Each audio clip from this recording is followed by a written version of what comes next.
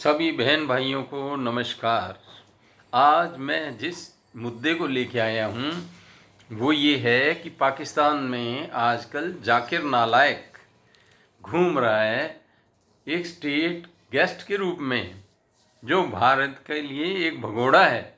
उस भगोड़े को पाकिस्तान जैसे देश ने अपने यहाँ बुलाया है स्टेट गेस्ट बना करके। बताइए, जिस देश में खुद में बहुत मौलवी हैं और वो सारे दिन ही मजहब की बातें करते रहते हैं, वहाँ एक भगोड़े का बुलाने का क्या औचित्य था। और उसने पाकिस्तानी महिलाओं का बार बार अपमान किया है। जो प्रश्न पूछे उसको धमका करके बिठाता है और प्रश्न पूछने पर अनावश्यक रूप से माफ़ी भी मंगवाने की बातें करता है। अब पाकिस्तान के जो सोशल मीडिया है उस पर भी इसकी अच्छी खासी छिछालेदर हो रही है। तो मौलवी बहुत हैं वहाँ, जगह जगह मस्जिद मदरसे हैं, फिर इस नालायक को बुलाने का कोई औचित्य नहीं है। मैं भोले भाले हिंदुओं का जिक्र करना चाहूँगा।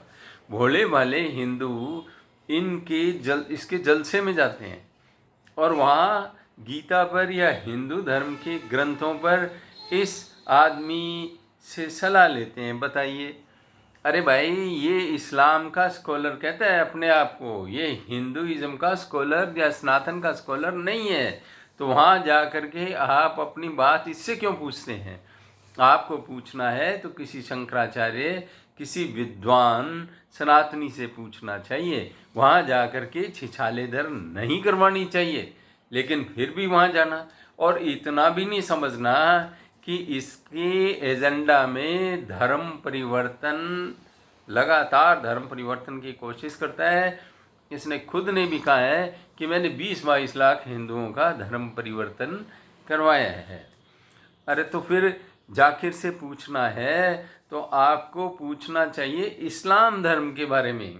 यदि आपकी इस्लाम धर्म में कोई रुचि है, इस्लाम मजहब में, धर्म तो मैं गलत बोल गया, मजहब है ये, तो मजहब में यदि आपकी रुचि है, आपको थोड़ी जानकारी है, तो इनको पूछना चाहिए। अच्छा, इनको अपने इन जलसों में जो इस्लाम को सबसे बड़ा खतरा हो रहा है वो आजकल एक्स मुस्लिम से हो रहा है। और इसके अलावा महिलाएं तक इनके हिजाब और बुर्के उतार रही है और इस्लाम से उनका मन उचट रहा है। उनको बुला करके उनको एनलाइटन करना चाहिए।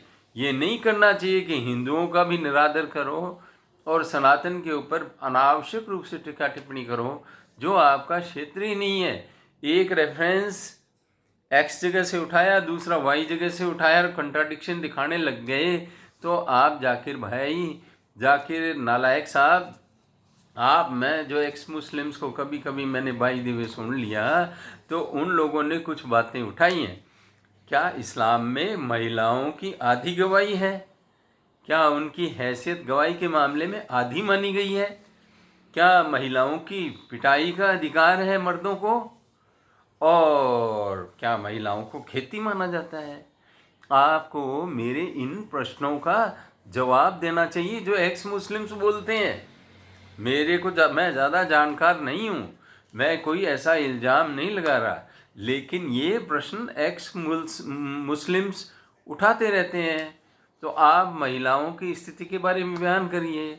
एक बच्ची ने पूछा कि पुरुषों को एक शादी के लिए क्यों नहीं रोक दिया गया इस्लाम में, तो आपने उसको बहुत ही गलत तरीके से ट्रीट किया, जवाब भी ठीक से नहीं दिया।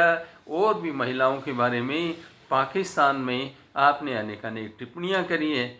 आप इस्लाम के बारे में कुछ भी बोलें, आप महिलाओं के बारे में, पाकिस्तान की महिलाओं के बारे में कुछ भी बोलें, लेकिन इंसानियत के नाते हमें थोड़ी तकलीफ़ ज़रूर होगी, क्योंकि नवरात्रे चल रहे हैं और महिलाएं तो आदरणीय हैं, कन्याएं भारत में आदरणीय मानी जाती हैं। तो आप उल जलूल बोलेंगे तो हम भारत के सनातनियों का भी दिल दुखी होगा।